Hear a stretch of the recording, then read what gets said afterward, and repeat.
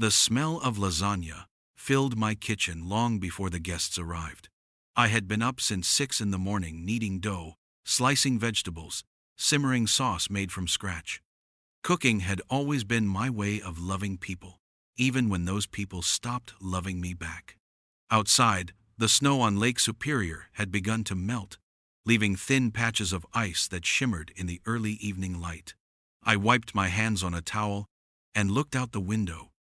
The lake was still half frozen, but beautiful, calm, quiet. It was the kind of peace that doesn't last long. My son, Evan, was bringing his fiancée Chloe and her parents for dinner. They were from Boston, and this was their first trip to Minnesota. "Dad," Evan had said on the phone, "please, nothing too old-fashioned. They're very refined. Just keep things simple." I'd laughed it off at the time, but the way he said refined stayed with me. When I heard the sound of tires crunching in the driveway, I straightened my shirt and took the lasagna out of the oven. The edges were crisp and golden, just like Maria, my late wife, used to make it. For a second, I could almost hear her humming beside me. Then the front door opened. "Dad!" Evan called. He was in his sharp gray suit, hair slicked back, smile perfectly practiced. Chloe followed behind, all elegance and polished designer coat, diamond earrings that could blind you. Her parents trailed after her, Mr. and Mrs. Bancroft, the kind of people who wore wealth like a second skin. "Welcome," I said warmly, shaking their hands. "I'm Frank. It's a pleasure." They smiled, polite but distant, already glancing around the house, as though assessing it for a magazine spread. The Bancrofts admired the lake view through the window. "Oh, what a charming home," Mrs. Bancroft said. "You must love living here." Before I could answer, Evan stepped in. "We've put a lot into it," he said smoothly. "New floors, new lighting, all custom work. It finally looks modern." I blinked. "We?" The only thing Evan had put into this house was his luggage. I'd paid for every inch of renovation myself. But I said nothing. Dinner began in the glow of the chandelier I'd installed decades ago with my own hands. The conversation started: light weather, travel, Chloe's social media business. Her parents talked about summers on Martha's Vineyard, sailing, European wine tastings. Evan, as always, spoke with the confidence of a man convinced his life was something extraordinary. He talked about his architectural firm in Minneapolis, his clients, his upcoming projects. I just listened, proud but quiet. At one point, Mrs. Bancroft lifted her fork and said, "This lasagna is wonderful. Did you have it catered?" Evan chuckled lightly. No, Dad made it. He's passionate about cooking." "Passionate," I repeated with a small smile. "That's one word for 40 years of it." But Mr. Bancroft didn't laugh. "40 years? Were you a chef, Mr. DeLuca?" "I owned a small tool manufacturing company for most of my life," I explained. "Started from my garage in the 82nds. We designed precision tools for factories. When I retired, I started cooking more. It reminds me of my wife." Chloe's father nodded politely, but Evan's eyes rolled so subtly I almost missed it. A few minutes later, Mrs. Bancroft complimented the view again. "Truly, this lake must be such a treasure to wake up to." Evan smiled, leaning back in his chair. "It is. We've done a lot to make it feel like a real home. You should have seen it before the remodel. Very rustic." Rustic. That word hit like a slap. I looked around. The beams I'd sanded myself. The stone fireplace Maria and I built the first winter after Evan was born. Rustic? No, it was real. I took a sip of my wine and said nothing. When dessert came, a walnut pie from my mother's recipe, Mr. Bancroft turned to me. "Frank, do you still run your company?" I shook my head. "Sold it 10 years ago. It did well enough to let me slow down. Evan's done all the running since then." But Evan laughed. That polite, corporate laugh I hated. "Oh, Dad doesn't work anymore. He just enjoys the house." Mrs. Bancroft tilted her head. "So, you live together?" Evan nodded quickly. "Yeah, he likes the lake. It's peaceful. And it's good for him to have company. He's, retired. Then it happened. The moment that burned itself into me forever. Mr. Bancroft smiled and said, "Well, it's good to have family close. You must contribute in your own way, Frank." Before I could open my mouth, Evan laughed again and said, "Oh, he eats plenty but doesn't really help around here." Silence. The clinking of cutlery stopped. Even Chloe looked stunned. My hands froze around the fork. I could feel my pulse in my throat. I looked at my son, my only child, the boy I'd built my whole life around. For a moment, I thought maybe he'd take it back. But he just sipped his wine, smiling politely as if nothing had happened. I set my fork down carefully. "Interesting perspective, son," I said. The words were quiet, but the air shifted. Mrs. Bancroft's cheeks flushed. Mr. Bancroft cleared his throat. Chloe tried to change the subject, babbling about an upcoming ski trip. I nodded along, pretending not to hear my own heart breaking. After they left, I stood by the window, watching the moonlight shimmer on the lake's thin layer of ice. The wind howled against the glass like something alive. That was the night I decided. If my son truly believed I contributed nothing, I'd show him just how much nothing I could take away. Tomorrow, I'd start with 3 phone calls. When Evan was a boy, he used to sit on the workshop floor beside me, legs crossed, covered in grease, handing me bolts and washers like they were treasures. "Someday," he'd say, eyes wide, "I'm going to build something big, Dad, bigger than your machines." And I believed him. Back then, he had curiosity, wonder, the kind of hunger that makes a kid unstoppable.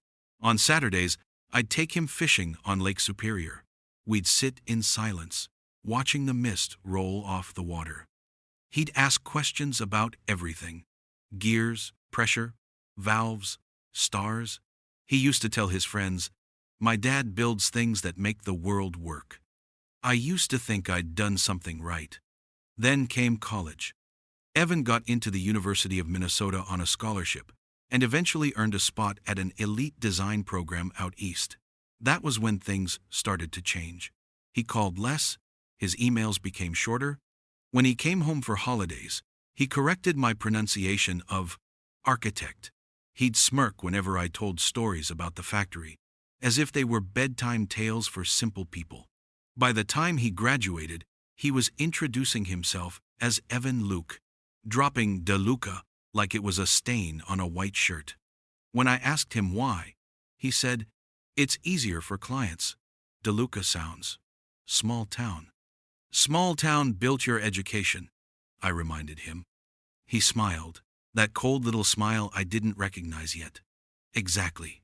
I still tried to bridge the gap. When his mother, Maria, got sick, I called him every day, told him to come home. He didn't make it until her final week. He stood beside her hospital bed, said all the right words, but his eyes kept darting to his phone, waiting for something more important to happen. After the funeral, he moved to Minneapolis, got a job at an architecture firm downtown, and slowly drifted out of reach. At first, I blamed myself. Maybe I'd pushed him too hard. Maybe I'd been too strict, too focused on work, too proud of my calloused hands and the smell of machine oil. But over time, I realized it wasn't me he resented. It was everything that reminded him of who he really was. The following year, he showed up at the lake house with Chloe. She was polite, well-spoken, and perfectly composed, the kind of woman who'd been raised to believe the world revolved around polished silver and good breeding. I didn't hold it against her. What struck me was how different Evan seemed around her. His voice changed, his laugh changed, even the way he looked at me changed. That weekend, he asked if he could update the house a bit, something more contemporary, to match his image. "Contemporary?" I asked. "What's wrong with the way it is?" He gestured toward the wooden beams, the old fireplace, the hand-carved shelves Maria had painted years ago. "Dad, this looks dated. Chloe's parents visit a lot, and it'd be good if the place reflected where we are in life now." Where we are. I didn't argue. I thought maybe it was time for change. Maybe a new look would help him feel more at home. so I let him oversee the renovations. I paid for everything, $180,000 in hardwood floors, new fixtures, new furniture. When it was done, the place looked clean, stylish, and hollow. Gone were the photographs of Maria holding baby Evan by the lake. Gone were the handmade curtains, the little ceramic ducks she'd collected from the local market. He'd boxed them all up, tucked them in the attic, and replaced them with abstract art and minimalist furniture. "It finally feels modern," he said proudly. Modern. I stood there staring at a house that no longer remembered who it belonged to. For a while, I told myself it didn't matter. At least he was close. At least I could still see him. But the distance wasn't in miles anymore. It was in manners, in glances, in tone. The first real crack came during Christmas 2 years ago. He invited colleagues from his firm to the lake house for a holiday dinner. I spent the entire morning preparing the meal: stuffed walleye, roasted duck, Maria's special cookies. I was in the kitchen when I heard one of his partners ask, "So, who's the gentleman helping with dinner?" Evan's voice floated in from the living room. "Oh, that's Frank, he takes care of the property." Takes care of the property. I stood frozen, holding the carving knife. I wasn't Dad. I wasn't the man who raised me. I was the help. That night, when everyone left, I asked him about it. "The property?" He shrugged, not even ashamed. "Dad, they don't need your life story. You don't have to make things awkward." Awkward. I wanted to shout, to throw him out right then. But I didn't. Because fathers don't stop hoping. Not even when they should. Over the next year, the pattern repeated. When Chloe hosted influencer brunches for her followers, I'd see my own kitchen on her posts captioned, "Our lakeside home. So grateful for this space." No mention of who paid for that space. No mention of whose sweat and decades built it. Just filters, lighting, and hashtags. I watched my son pose for photos beside the fireplace his mother built, smiling like the house had always been his. Sometimes I wondered if he'd forgotten that I was still alive. Then came last winter, when he convinced me to invest in new landscaping to increase property value. He promised it was temporary, just a way to attract high-end visitors for Chloe's brand. I wired him $40,000. A month later, I saw my own money showcased in an Instagram reel as Chloe and Evan's modern home transformation. That night, I sat in the dark, scrolling through their photos. I saw the caption under a picture of the house glowing against the snow. "We built this from nothing." Nothing. That was the moment something inside me froze harder than the lake outside. He'd erased me completely. And I realized, the only way to make him remember was to take away everything he thought he owned. 3 weeks passed after that Christmas night, and the house grew quieter. Evan had started traveling more for work, or so he said. In truth, I suspected he just didn't want to share a roof with the man who reminded him of where he came from. But I didn't complain. I'd spent my whole life building things for other people, machines, homes, even futures. Maybe it was time I started building something for myself. Still, it hurt to see what he'd turned this house into. My wife's cross, once hung proudly above the mantel, was gone. The old copper clock I'd restored in our first year of marriage was replaced with a glossy digital display. Even the smell was different. No more coffee, no more pine wood, just the sterile scent of expensive candles Chloe imported from some boutique in New York. I'd walk into the living room and feel like a stranger inside my own memories. Evan's voice used to echo with laughter here. Now it carried orders. "Dad, could you move those boxes from the garage? The photographers are coming." "Dad, Chloe's hosting a brunch tomorrow, try to stay out of sight." "Dad, maybe put on something more neutral for the background, yeah?" Neutral. It was a word he used often, like he was allergic to anything real. Then came the night that sealed it. Evan was hosting a private dinner for some clients, 3 men in sharp suits, women in designer dresses, the kind of people who looked at price tags the way others looked at sunsets.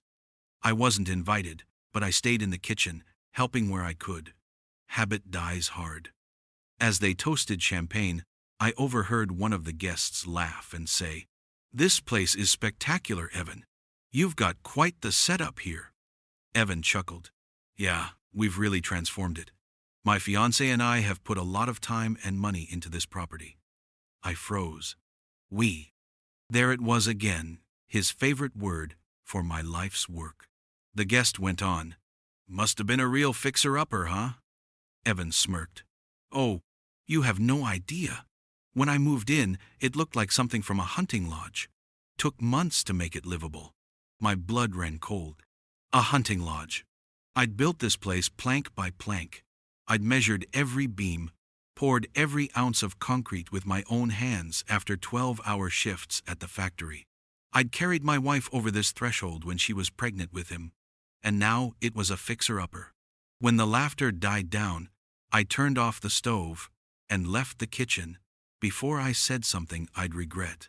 The next morning, I found something that broke me for good. Chloe was filming a video in the living room, showing off our lakeside haven. She moved through the house with her camera crew, describing every detail in that rehearsed influencer tone.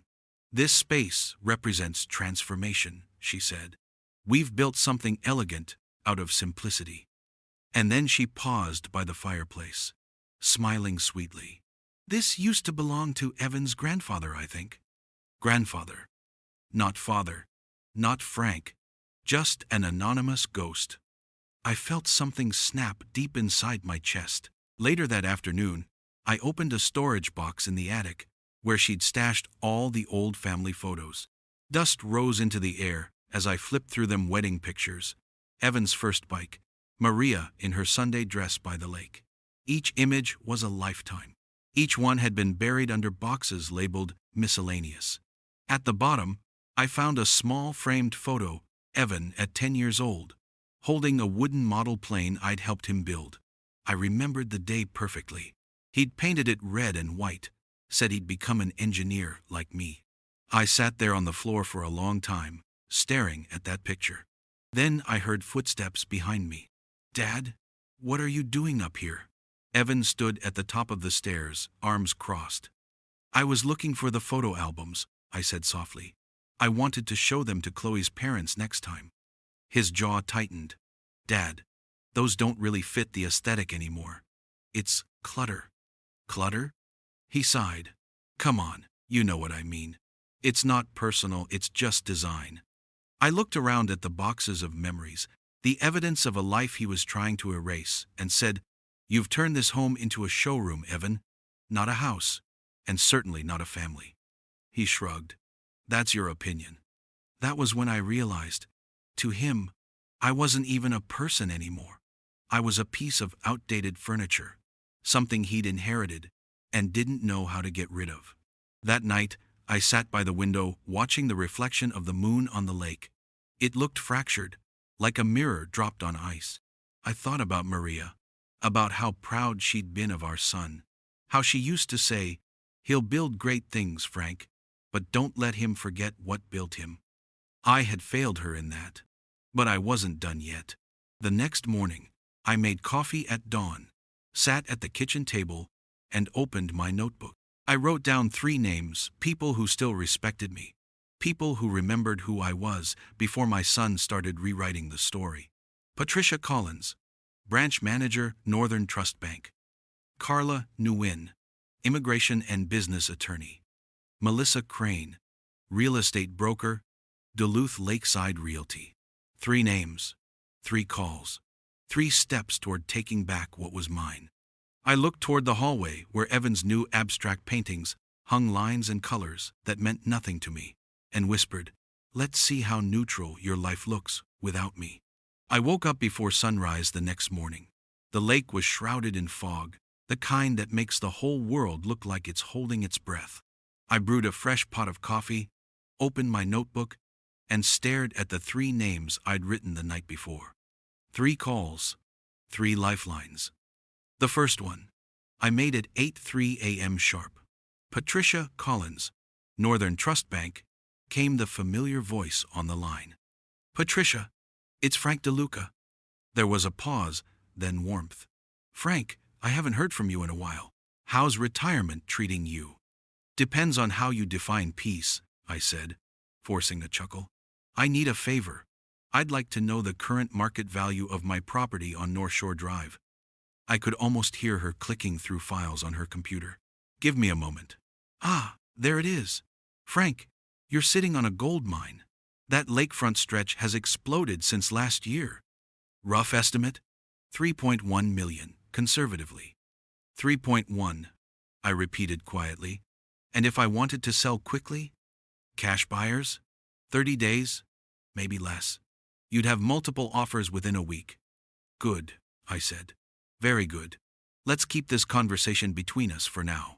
Patricia hesitated. Everything okay, Frank? I looked out at the fog rolling over the water. Just doing some spring cleaning. The second call was harder. Carla Nguyen, immigration and business attorney. Sharp, efficient, and kind, one of the few people who had ever treated me with respect without asking for anything in return. When she picked up, I said, Carla, it's Frank DeLuca. I need your help with something unusual. Of course, she said. What can I do for you? I want to sponsor 4 family members from Italy. They're my late wife's sister's children, Marco, Alessia, Pietro, and Gianna Rossi, ages 28 to 19. I want them here legally, settled, with opportunities. There was a short silence on the line before she said, That's a major commitment, Frank. You'll be financially responsible for them for several years. Housing, healthcare, job assistance, all of it. I understand. Can I ask why? I took a slow breath. Because my son forgot what family means. I'd like to remind the world what it looks like when you don't. I heard her typing rapidly.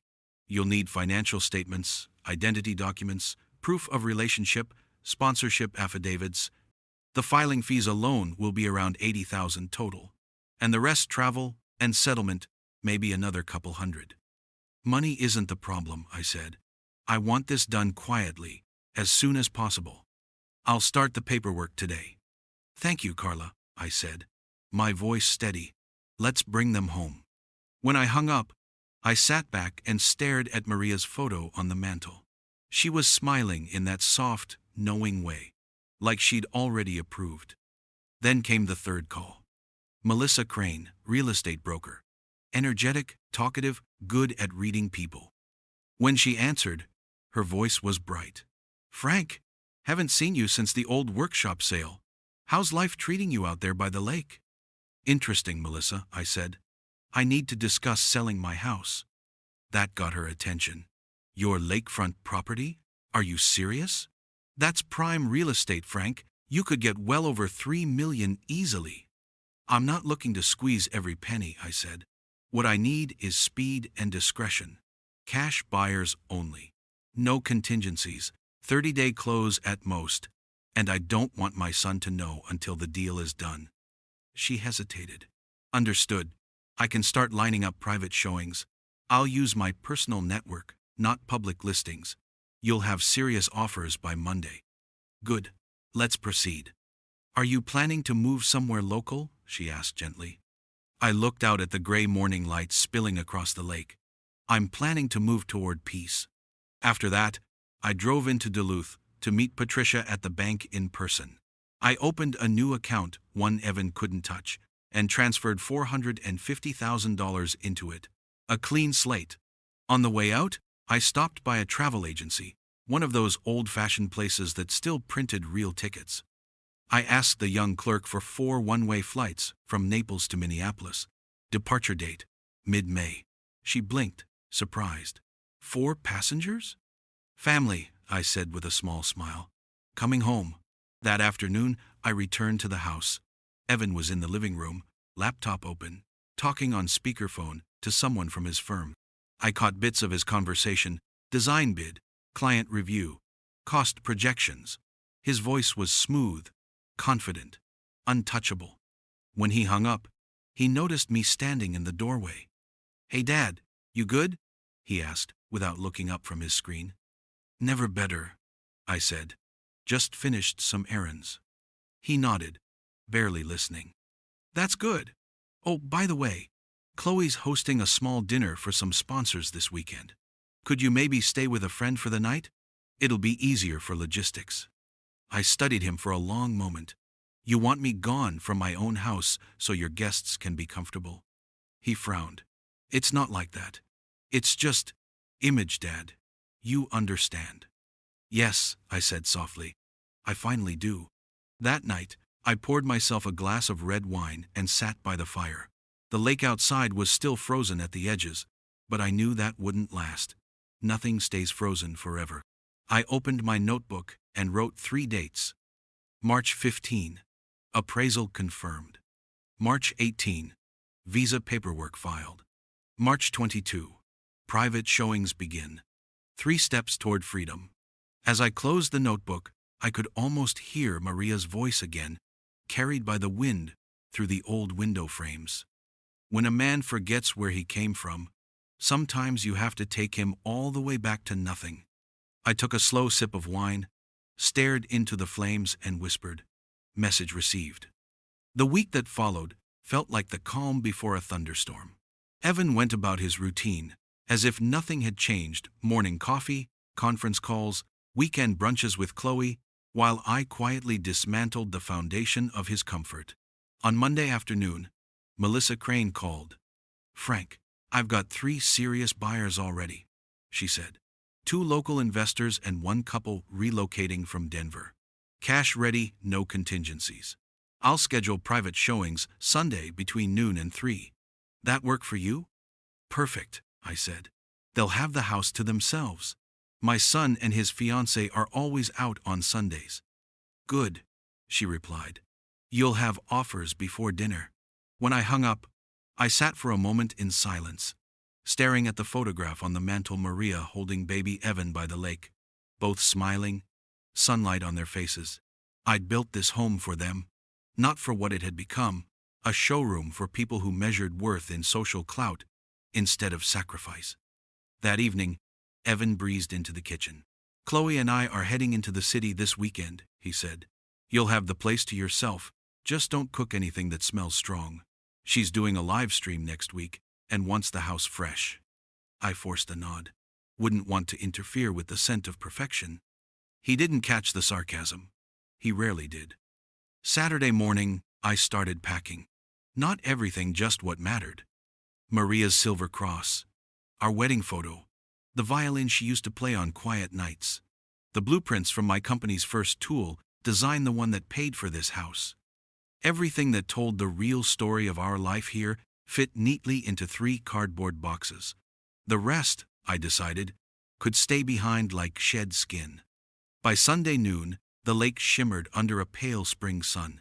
Evan and Chloe had left an hour earlier, dressed for brunch in downtown Duluth. I watched their car disappear down the hill, then turned to Melissa, who was already pulling into the driveway with the first buyers. The first couple, a tech entrepreneur and his wife, stepped inside like they were inspecting a gallery. It's stunning, the woman said, tracing a finger along the marble countertop. It feels curated. Curated. I nearly laughed. If only she knew how carefully I'd curated my revenge. The second visitor was a local investor, polite but cautious. He loved the architecture, asked about the heating system, and left promising to review numbers. He wasn't my kind of buyer, too calculating. Not enough soul. The third family arrived right at 2:30. The Caldwells from Denver. Husband, wife, and 2 teenage kids. They walked through the home with genuine awe, not entitlement. The boy stopped in front of the fireplace and whispered, "Mom, it smells like real wood." I smiled quietly, someone who still noticed the scent of effort. Mrs. Caldwell turned to me. "Mr. DeLuca, we've seen a dozen homes this month, but none feel quite like this one. It has warmth, history. I can see our family here." "That's good to hear," I said softly. "It was built for family." When they left, Melissa lingered at the door, grinning. "Frank, I think we found your buyers. They're offering full price, $3.1 million, and they want to close in 15 days. Cash."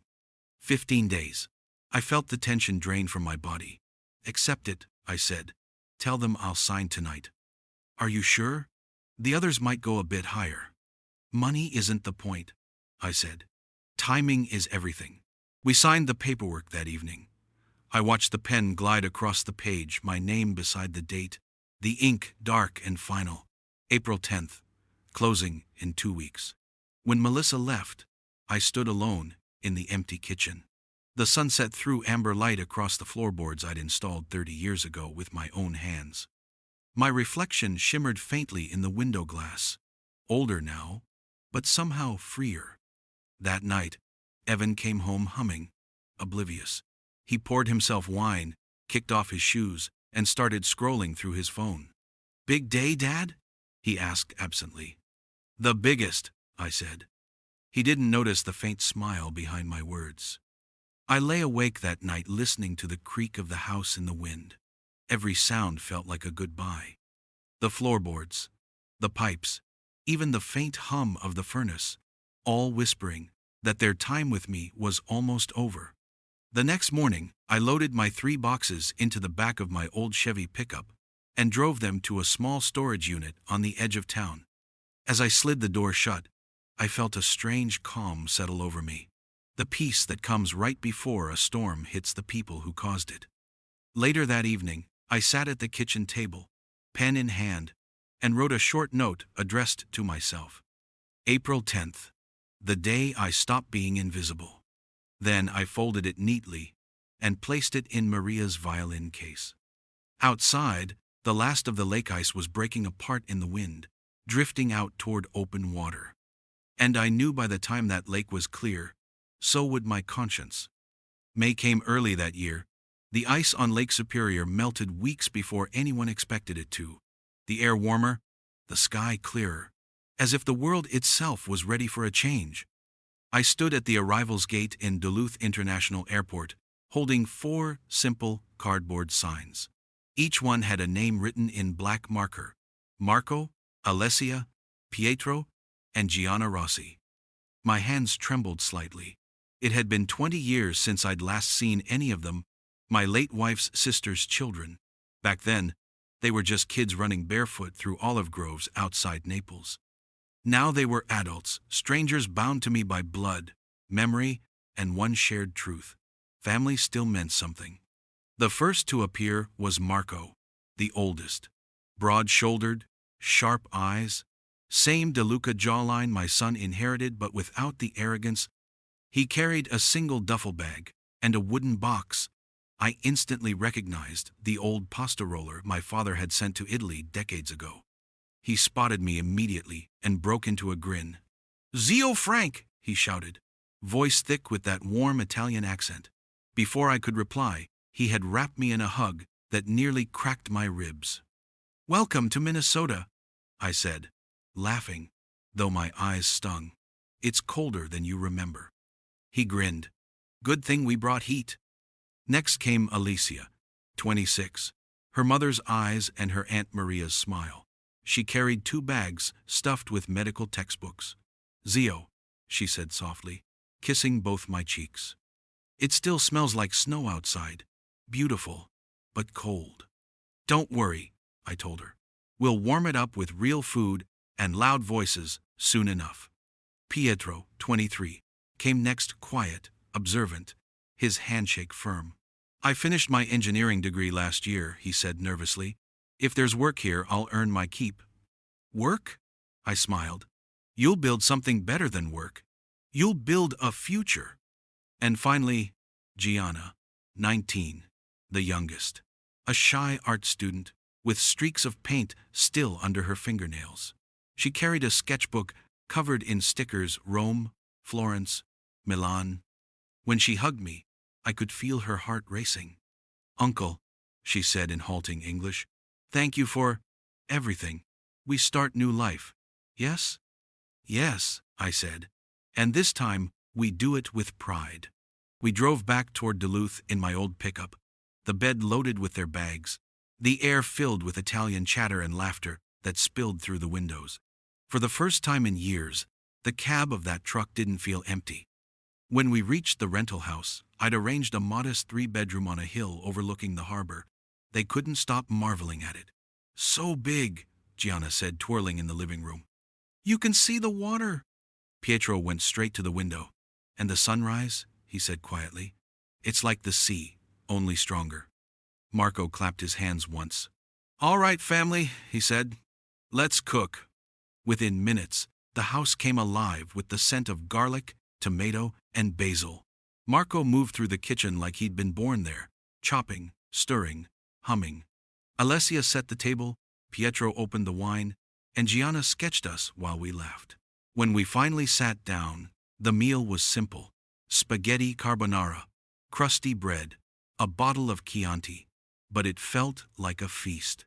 To new beginnings, Marco said, raising his glass. To family, I added. To you, Alessia said softly, her eyes glistening, for giving us a chance. I looked around that small kitchen, the clinking glasses, the sound of laughter, the smell of fresh food, and something inside me shifted. I'd spent years sitting at a table with my son, surrounded by silence.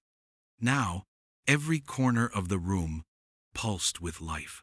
After dinner, we sat by the window, watching the city lights flicker below. Pietro showed me his sketches for a project idea: tiny eco-houses made from sustainable wood, designed to withstand harsh Minnesota winters. Maybe we build one by the lake someday, he said. Gianna opened her portfolio and showed me charcoal drawings, one of a woman stirring sauce in an old kitchen. Aunt Maria? She said shyly. Alessia told me she wanted to apply to a nursing program at the local university. I want to help older people, she said. People like you, who worked hard their whole lives. And Marco? He leaned back, wiped his hands on a towel, and said, I'm opening a restaurant. Real Italian food. No tricks, no fake names, just family recipes. I'll call it Rossi's Table. Or maybe De Luca's Kitchen. I laughed. Whatever you call it, just make sure it smells like home. He nodded. Always. That night, as they slept, I stood on the porch with my coffee, watching the moon rise over Lake Superior. The air was cold, but clean, sharp in my lungs. I could almost hear Maria's voice whispering in the wind. You did right, Frank. Because these 4 young lives, was what I wanted my legacy to be.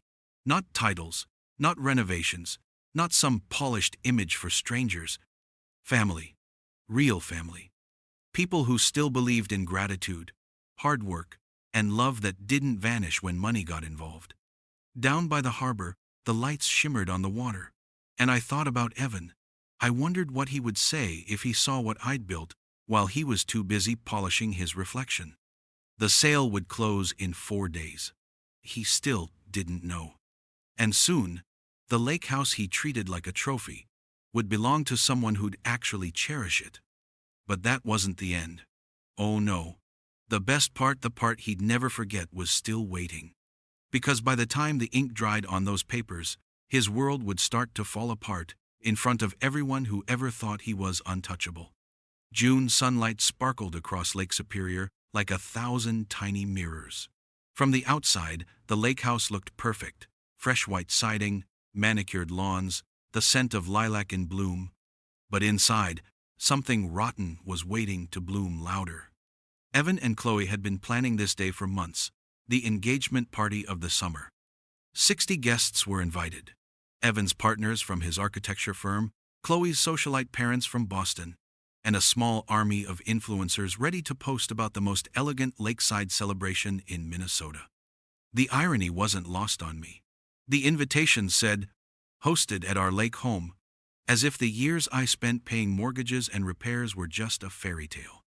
They had no idea that by sunset, everything they thought was theirs would belong to someone else. The closing had gone through the day before. The Caldwells, my chosen buyers, were the new legal owners. I'd handed over the keys that morning, though I'd asked for one final evening in the house before it officially changed hands. They agreed. Now all that was left was the reveal. By 5 o'clock, the backyard buzzed with conversation. Elegant dresses, sharp suits, champagne flowing from crystal flutes. A jazz trio played by the water's edge. Chloe flitted between guests, her smile rehearsed, her laughter light as glass. Evan moved through the crowd, shaking hands, introducing himself like a man running for office. I stayed in the background, sitting quietly on the porch with my cup of coffee, watching it all unfold. Every time someone called this their home, my jaw tightened, but not from anger anymore, from anticipation. At 7:30, the sun dipped lower, painting the lake gold. Evan stepped to the microphone near the dock. "Thank you everyone for being here," he began. "This house, our house, represents everything Chloe and I have built together. A partnership of design, dedication, and love." Applause rippled through the crowd. Chloe beamed, resting her manicured hand on his arm. Behind them, I heard a low rumble from the road. A diesel engine, gears shifting. The kind of sound that didn't belong at a champagne party. A few guests turned their heads as a large moving truck crested the hill, brakes hissing, pulling up right in front of the house. The company logo, Northland Movers, was painted across the side in bold red letters. Confusion spread like wildfire. Evan frowned. "What the hell?" Chloe blinked, confused. "Did someone order something?" The truck stopped. The door opened, and the foreman climbed out, a burly man in a reflective vest, clipboard in hand. "Evenin'. Got the order for 184 North Shore Drive. Full loadout scheduled tonight." Evan laughed awkwardly. "You've got the wrong address, friend. Nobody's moving out of here." The man double-checked his paperwork. "Name says DeLuca. Settlement finalized yesterday. New owners want the property cleared by morning." Every head turned toward me. I stood slowly, placed my coffee on the railing, and walked down the steps. "No mistake," I said. My voice carried clearly over the crowd. "I gave them the order myself." Evan's face drained of color. "What are you talking about?" "I sold the house," I said. "Yesterday morning. 3.1 million. The Caldwells take possession tomorrow." Gasps rippled through the crowd. Chloe's mother nearly dropped her glass. Evan laughed again, but it sounded wrong, thin. You can't just sell my house." "Your house?" I raised an eyebrow. "You live here rent-free. You've never paid a dime of mortgage, tax, or repair. So yes, son, I can." "Dad, you can't. This is insane." "No, Evan," I interrupted. "What's insane is telling people the man who built this house doesn't contribute. What's insane is feeding off someone's labor and calling it yours." The guests had gone completely silent now. The only sounds were the waves lapping against the dock and the faint hum of the truck engine idling at the curb. Chloe's father, Mr. Bancroft, stepped forward stiffly. "Mr. DeLuca, surely there's been some misunderstanding." "No misunderstanding," I said. "In fact, since you're all here, it's the perfect time to introduce you to my family." I turned toward the side gate and opened it wide.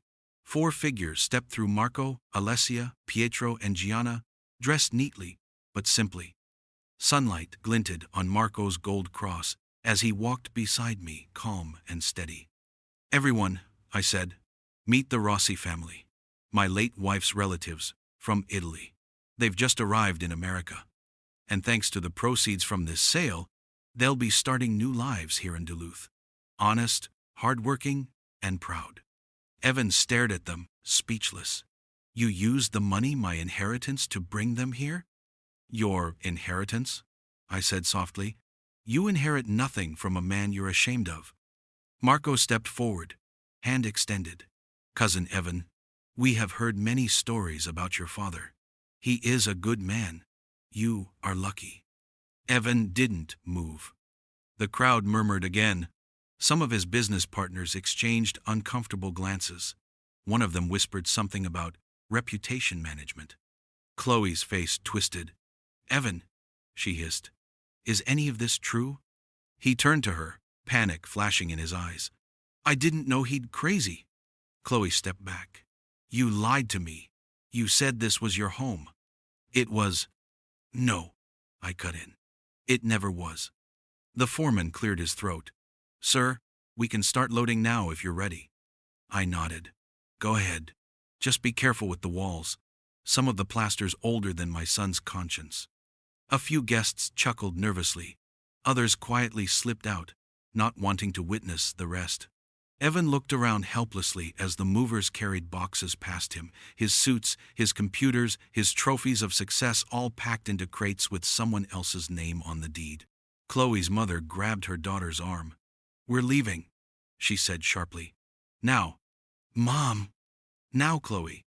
She hesitated for a moment, then pulled off her engagement ring, a flawless diamond Evan had financed with my retirement fund, and placed it on the patio table.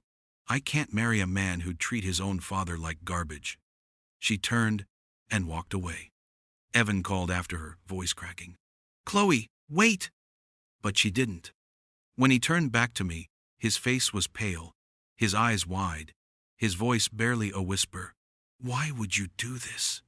I stepped closer, close enough for him to see every line age and sacrifice had carved into my face. "Because you needed to remember, Evan. You needed to learn what happens when a man forgets who fed him, who built his roof, who carried his name with pride. You said I didn't contribute. So I took back my contribution." He swallowed hard, the sound loud in the silence. The foreman appeared again. "That's the last of it, Mr. DeLuca." "Thank you," I said, handing him an envelope of cash. "There's a little extra for the trouble." The truck pulled away slowly, headlights glowing against the darkening sky. Evan stood alone in the empty yard, surrounded by discarded champagne glasses and fading laughter. His empire of image and vanity had collapsed in one evening. I turned toward Marco and the others. "Let's go home," I said. As we walked toward the truck that would take us back to the rental house, I glanced over my shoulder one last time.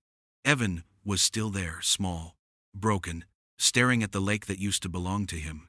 And for the first time in years, I felt something I hadn't felt since Maria died. Peace. 6 months later, autumn rolled over Minnesota like a slow golden tide. The birch trees around the harbor burned with color, their leaves drifting across the cobblestone streets of Duluth. The air smelled like wood smoke, and fresh bread signs of a town preparing for winter. Down on Lake Avenue, a small restaurant had become the talk of the city. Rossi's Table. Every night, the line stretched around the block, not because it was fancy, there were no white tablecloths, no overpriced wine lists, but because everything there felt real. The food tasted like memory, like love. I sat at my usual corner table near the window, nursing an espresso while watching the orange reflections of the setting sun shimmer over Lake Superior.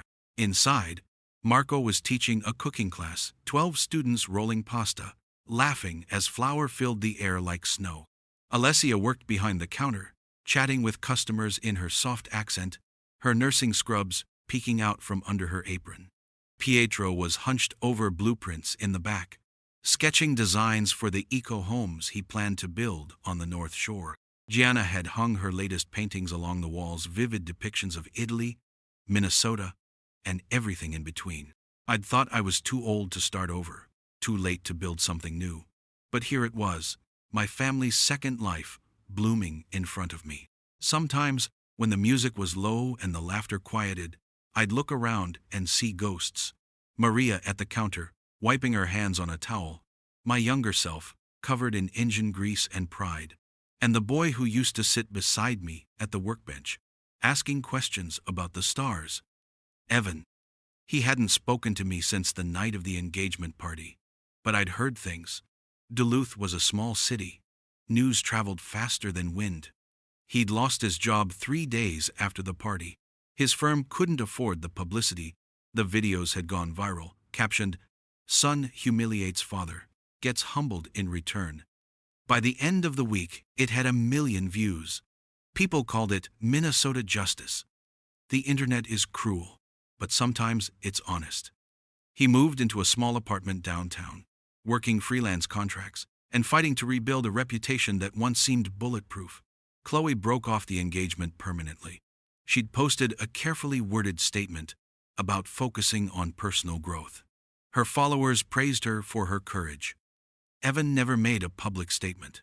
Maybe he finally learned silence could be more powerful than spin.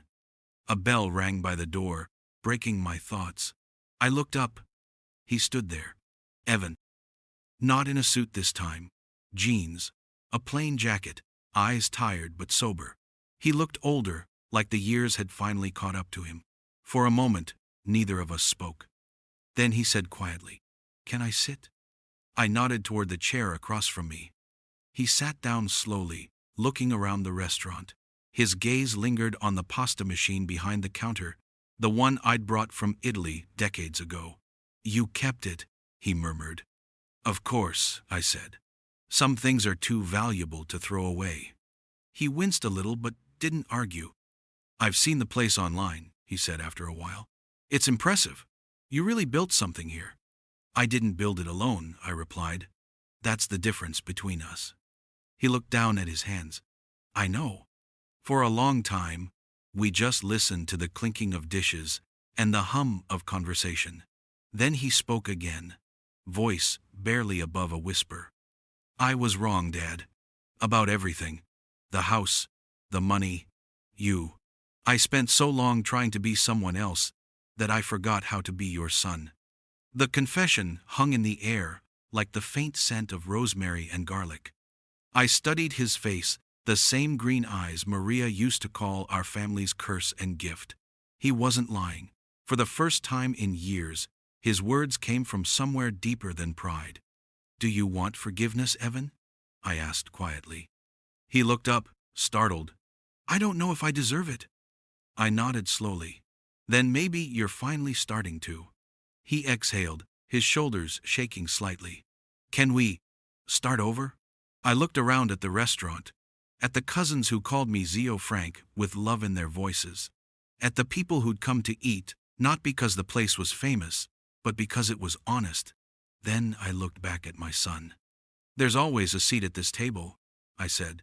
"But if you sit here, you sit as yourself, not as the man who thought he was better than the people who raised him. Leave that man outside." He nodded, eyes wet, and whispered, "I can do that." We sat there for a while longer, not talking, just breathing the same air again. When he finally stood to leave, he looked at me with something I hadn't seen since he was 10 years old. Respect. "Dinner next week?" he asked hesitantly. "Sunday," I said. "Bring your appetite." When he walked out, the cold wind followed him, but it didn't sting the way it used to. Later that night, after the restaurant closed, I stepped out onto the dock behind the building. The lake stretched endless and quiet under a sky full of stars. The water shimmered gold under the streetlights, rippling softly against the wood. I pulled Maria's silver cross from my pocket and held it tight. "You were right," I whispered.